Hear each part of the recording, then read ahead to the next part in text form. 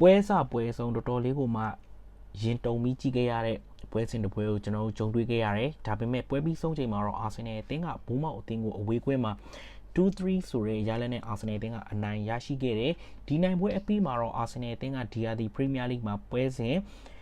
20ကစားပြီးသွားပြီး15ပွဲနိုင်3ပွဲတည်2ပွဲရှုံးတွင်းကို40ပြန်ပေးကို14ကိုကိုကွာချချက်အပေါင်း26ကိုရမှတ်48မှတ်နဲ့အာဆင်နယ်အသင်းကပရီးမီးယားလိဂ်အမှတ်ပေးဇယားရဲ့အဆင့်1နေရာမှာပဲအာဆင်နယ်အသင်းကဆက်လက်ဦးဆောင်နေတယ်ဒီနိုင်ပွဲပြီးမှာတော့အာဆင်နယ်အသင်းကဒီယာဒီပရီးမီးယားလိဂ်မှာ9ပွဲဆက်တိုက်ကိုဒုတိယမြောက်အကြိမ်ထပ်မံပြီးတော့အနိုင်ရရှိခဲ့တာဖြစ်ပါတယ်ကျွန်တော်ကအခုနကန်သွားတဲ့ဘိုးမောက်2အာဆင်နယ်3အဲ့ဒီပွဲစဉ်အကြမ်းတော့တချို့ကိုပြန်လည်တင်ဆက်ပေးတော့မှာဖြစ်ပါတယ်အာဆင်နယ်အသင်းကဒီကနေ့ပွဲစဉ်မှာတော့လူစင်းရဲ့အပြောင်းအလဲနဲ့ပွဲထွက်လာခဲ့တယ်ကစားကွက်ကတော့ 4-3-3 ပဲကိုသမနေရာမှာ David Raya နောက်တန်း၄ယောက်နေရာမှာဘေတောင်ပန်ခန်းစစ်မှာ Hincapie Center Back 2ယောက်နေရာမှာ Gabriel Saliba နဲ့ညာတောင်ပန်ခန်းစစ်မှာ Julian Timber ကွင်းလယ်3ယောက်နေရာမှာကွင်းလယ်ခန်းစစ်မှာ Zubi Mendi သူ့ရဲ့ရှေ့မှာ Declan Rice ကပြန်လည်ပွဲထွက်ပါဝင်လာခဲ့ပြီးတော့ Martin Odegaard တိုက်စစ်3ယောက်နေရာမှာတော့ဘေတောင်ပန်တိုက်စစ်မှာမာတီနယ်လီကိုတုံးလာတဲ့ညာတောင်ပန်တိုက်စစ်မှာမာဒူဝေကီကိုတုံးလာခဲ့ပြီးတော့အထောင်တိုက်စစ်နေရာမှာတော့ Victor Gyökeres နဲ့ဆက်လက်ပွဲထွက်လာတဲ့အာဆင်နယ်အသင်းနဲ့အထူးသဖြင့်တောင်ပန်နှစ်ဖက်ကိုတော့အပြောင်းလဲတွေပြုလုပ်ပြီးပွဲထွက်လာခဲ့တယ်ကျွန်တော်ဒီပွဲစဉ်ကိုပွင့်လင်းပြောလို့ရှိရင်တော့အနေငယ်လေးစိုးရိမ်နေဘာလို့လဲဆိုတော့ပြီးခဲ့တဲ့ရာသီမှာဘုံမောက်အသင်းကအာဆင်နယ်အသင်းကိုနှစ်ကြော့တွေ့တာနှစ်ကြော့စလုံးမှာအာဆင်နယ်အသင်းကိုအနိုင်ကန်ထားတယ်ပြီးတော့ဒီယာဒီမှာလည်းဘိုးမောက်အသင်းကနောက်ပိုင်းပွဲစဉ်တွေမှာခြေစွမ်းတွေစိုးနေတယ်ဆိုပေမဲ့ဘိုးမောက်အသင်းကကျွန်တော်ပြီးခဲ့တဲ့ပွဲစဉ်တွေမှာပေါ့နော်ကြည့်ရတဲ့လောက်သူ့ရဲ့ခြေစွမ်းက short တွက်လို့တော့မရဘူးဒီကနေ့ပွဲစဉ်မှာလည်းအာဆင်နယ်အသင်းအနေနဲ့ဘိုးမောက်အသင်းကိုတော်တော်လေးခက်ခဲကစားခဲ့ရတယ်ဘိုးမောက်အသင်းဘက်ကအာဆင်နယ်အသင်းကို high pressing လုပ်တဲ့အာဆင်နယ်အသင်းကစားသမားတွေကို marking တောက်လျှောက်လိုက်ကတ်ထားပြီးတော့အာဆင်နယ်အသင်း build up တရာမှာလုံးဝကိုတဲလို့မရဘဲနဲ့တောက်လျှောက်အမှားယွင်းအမှားအယွင်းတွေဖြစ်အောင်တောက်လျှောက်ပြုလုပ်ခဲ့တယ်အာဆင်နယ်အသင်းရဲ့ကွင်းလယ်အားဆိုလို့ရှိရင်ဘိုးမောက်အသင်းရဲ့ဒီ high pressing down ဘလို့မှမခံနိုင်ဘဲနဲ့အထူးသဖြင့်ဆိုလို့ရှိရင်ကွင်းလယ်ကစားသမား Zubi Mendi ဆိုလို့ရှိရင်ခဏအမှားတွေကိုကျူးလွန်ခဲ့မိတာတွေ့ရတယ်အာဆင်နယ်အသင်းအနေနဲ့ဘိုးမောက်အသင်းရဲ့ဒီ high pressing down ပြီးမန်းမာကင်ကတ်ထားတဲ့ဒဏ်တွေကိုဘလို့မှမခံနိုင်ဘဲနဲ့ကျုံတယ်လို့ရှင်းထုတ်ရတယ်ကျုံတယ်လို့ဒီကန်တင်ရတဲ့ပုံစံမျိုးတွေအထိကိုအာဆင်နယ်အသင်းရဲ့ကစားဟန်ကပထမပိုင်းမှာတော်တော်လေးကိုမှစိတ်ပြတ်စရာကောင်းခဲ့တယ်အဲ့ဒီမှာအာဆင်နယ်အသင်းကပွဲစပြီးတော့10မိနစ်လောက်ပဲကြာတယ်Gabriel Magalhaes ဘလို့မှမလုံတဲ့အမှားသူ့ရဲ့ level အနေအထိုင်းနဲ့ဒီအမှားကဘလို့မှလက်သင့်ခံနိုင်စရာမရှိဘူးအမှားတော့သူ့အနေနဲ့ဒီသူ့စီပြန်ရောက်လာတဲ့ဘောလုံးကိုသူက wing ပြန်ချိန်လိုက်တဲ့အနေနဲ့သူပေးလိုက်တာဒါပေမဲ့ထိချက်ကမှားပြီးတော့ Evanilson ရဲ့ခြေထောက်ထဲကိုရောက်သွားတယ် Evanilson ယူသွားပြီးတော့ကန်လိုက်တယ်ဂိုးသမား David Raya ဘလို့မှမတက်နိုင်ဘူး William Saliba လည်းလိုက်တယ်ဘလို့မှမမီဘဲနဲ့ဂိုးပေးလိုက်ရတယ်အဲ့ဒီအချိန်နောက်ပိုင်းမှာအာဆင်နယ်အသင်းကတိုက်စစ်ကိုမြင့်တင်တယ်အာဆင်နယ်အသင်းကစားတယ်ဒါပေမဲ့အာဆင်နယ်အသင်းရဲ့ဒီကစားဟန်ကအခုနကျွန်တော်ပြောခဲ့တယ်ပေါ့နော်ဘိုးမောက်ကဒီ high pressing down တော်တော်လေးကိုမှသူတို့ခံရတယ်အာဆင်နယ်အသင်းကတက်ပြီးတော့တိုက်စစ်ဆင်နေပြန်ပြီဆိုလို့ရှိရင်လည်းသူတို့ကဒီ line breaking အနေနဲ့ပေါ့နော်ဒီစီမန်ညိုတို့ပြီးသွားလို့ရှိရင်ဒီသူတို့ရဲ့တောင်ပန်ကစားသမားတွေဟိုပေးပြီးတော့အာဆင်နယ်အသင်းရဲ့ဒီတိုက်စစ်ကိုသူတို့ပြန်ဟန်တာဖို့အတွက်စူးစမ်းတယ်သူတို့က counter pressing နဲ့ပုံစံကစားတယ်အဲ့ဒီအချိန်မှာကျွန်တော်တခုသဘောကျတာဗာလဲဆိုတော့ပြီးခဲ့တဲ့ဂျာတီမှာဒီလိုမျိုးသာအာဆင်နယ်အသင်းကိုပေးလိုက်ရပြီးဟိတ်ဆိုလို့ရှိရင်တွားပြီးဒီကနေ့ပွဲစဉ်မှာလည်းကျွန်တော်ဒါကိုပဲစိုးရိမ်နေတယ်ဒါပေမဲ့ Gabriel Magalhaes က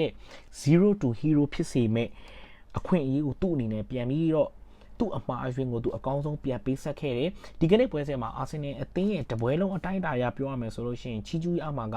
ညာချမ်းတိုက်စစ်ဖြစ်တဲ့မာဒူဝဲကီဒီကနေ့ပွဲစဉ်မှာတော်တော်လေးကိုမှကောင်းမွန်တဲ့ခြေစွမ်းပြသခဲ့တယ်သူ့ကိုတစ်ဖက်အသင်းနောက်တန်းကစားသမားတွေလုံးဝထိန်းချုပ်လို့မရဘူးသူ့အနေနဲ့ကကျွန်တော်အမြဲတမ်းပြောခဲ့တယ်ဘူကာယိုဆာကာနဲ့ different type ပဲဘူကာယိုဆာကာကညံကိုတုံးပြီးတော့ကစားတယ်မာဒူဝဲကီကကျတော့သူ့ရဲ့ pace ခဲ power ကိ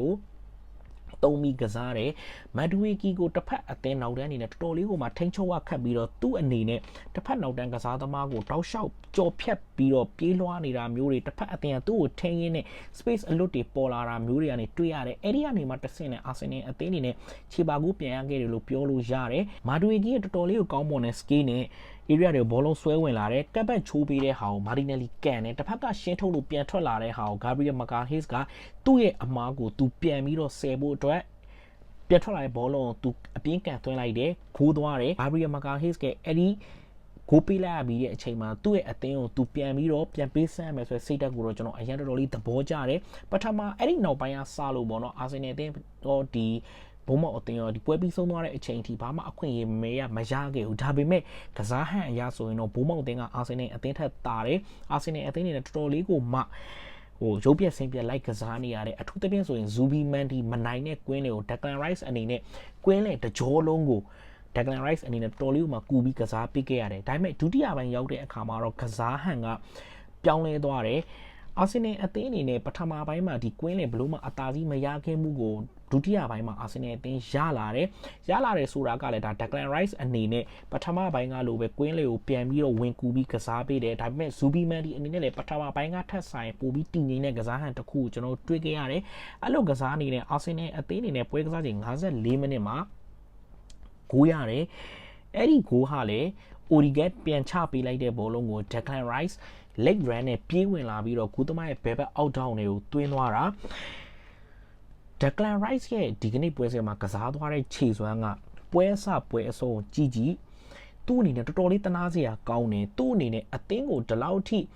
performance ပိုင်းရကြည့်မလားစိတ်ဓာတ်ပိုင်းရကြည့်မလားဒက်ကန်ရိုက်စ်အနေနဲ့အာဆင်နယ်အသင်းကိုကောင်းကောင်းကြီးဆွဲတင်ပေးနိုင်တာကိုကျွန်တော်တွေ့ရတယ်လို့မျိုးအာဆင်နယ်အသင်းကစားသမားတွေရဲ့မှားယွင်းမှုတွေကိုဒက်ကန်ရိုက်စ်အနေနဲ့ခေါင်းခါပြီးခေါင်းတစ်ချိန်လုံးခါနေပြီးတော့ပေါ့နော်တော်တော်လေးစိတ်ပြက်လက်ပြက်ဖြစ်နေတာကိုတွေ့ရတယ်ဒက်ကန်ရိုက်စ်တာဒီကနေ့ပွဲစဉ်မှာခြေစွမ်းကောင်းမရှိမနေဘူးဂျူရီယန်တင်မာနဲ့မက်ဒူဝေကီတာခြေစွမ်းဒီကောင်းမပြနိုင်ဘူးဆိုရင်ဒီနေ့အာဆင်နယ်အသင်းစဉ်းစားရဲစရာတော့မရှိဘူးအဲ့နောက်ပိုင်းအာဆင်နယ်အသင်းအနေနဲ့တိုက်စစ်တန်းလုံးထုတ်လိုက်တယ်မာတီနယ်လီဗစ်တာယောကရက်စ်မာဒူဝေကီတို့ထုတ်ပြီးတော့လီယန်ဒိုထရော့ဆက်ဂါဘရီယယ်ဂျေဇူးနဲ့ဘူကာယိုဆာကာတို့ကိုထည့်တယ်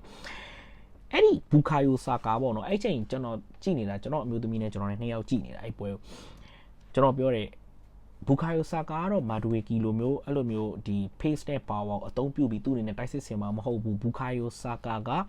အုံနောက်နဲ့ကစားတာအရင်စီကန့်ရှိတယ်အဲ့လိုပြောပြီးတော့ဘလောက်မှမကြောက်ဘူးဘူကာယိုဆာကာဝင်လာပြီးတဲ့အချိန်မှာအဲ့ဒီရသွားတဲ့ဂိုးဆိုလို့ရှိရင်လည်းညာတောင်ပန်တိုက်စစ်ပဲဂျူရီယန်တင်မာနေမှာတဆင့်အိုရီဂက်ကိုပေးတယ်အိုရီဂက်ကမျောထိုးပေးလိုက်တဲ့ဘောလုံးရောဘူကာယိုဆာကာပေးထွက်သွားတဲ့တိုင်မင်ရောသူတို့နှစ်ယောက်စလုံးရဲ့ဒါကမ်မက်စထရီကိုကျွန်တော်တို့တွေ့ရတယ်ဘူကာယိုဆာကာ area တွေဝင်သွားတယ်ကမ်ဘက်ပြန်ချိုးပေးလိုက်တဲ့ဟာကိုအဲ့လိုပဲဒက်ကန်ရိုက်စ်ပဲ late run နဲ့ပြေးဝင်လာပြီးတော့ထပ်ပြီးကန်လိုက်တယ်အာဆင်နယ်အသင်းဂိုးသွားတယ်โอเคresult က 1-3 ဖြစ်သွားပြီအာဆင်နယ်အသင်းအနေနဲ့အဲ့ဒီ 1-3 ကိုအေးစစ်စစ်ထိန်ကစားပြီးတော့ဒီပွဲစဉ်ကိုတတောင်းတတအနိုင်ကစားလိုက်ရမယ်အစားအဲ့ဒီမှာကျွန်တော်ဘာတစ်ခုပြောချင်လဲဆိုတော့ကိုက 1-3 နဲ့အဝေးကွင်းမှာဥဆောင်လိုက်ပြီးဘိုးမုံအသင်းကတာနေတယ်ဘယ်မှာတာတာလဲဆိုရင်ကွင်းလေကစားပိုင်းမှာတာနေတယ်အဲ့ဒီအချိန်မှာမာရီအိုရီကက်ကိုထုတ်ပြီးတော့စောစောစီးစီးမီကယ်မရီနိုကိုထည့်တင်တယ်လို့ဒါကျွန်တော်တယောက်တည်းကတော့မြင်တယ်ဘာလို့လဲဆိုတော့ဇူဘီမန်ဒီမှားနေတယ်ပထမပိုင်းမှာမှားတယ်ဒုတိယပိုင်းမှာသူ့အနေနဲ့တိတ်မမှားတော့ဆိုပေမဲ့သူ့အနေနဲ့ shaky movement တွေဖြစ်နေတာကိုတွေ့ရတယ်ဒက်ကန်ရိုက်စ်ကွင်းနဲ့တကြောလုံးကိုသူ့အနေနဲ့လိုက်ကစားပြရတာတော်တော်မောနေပြီအဲ့ဒီအချိန်မှာ Odegaard ကိုထုတ်ပြီးတော့ Merino ထည့်ပြီးတော့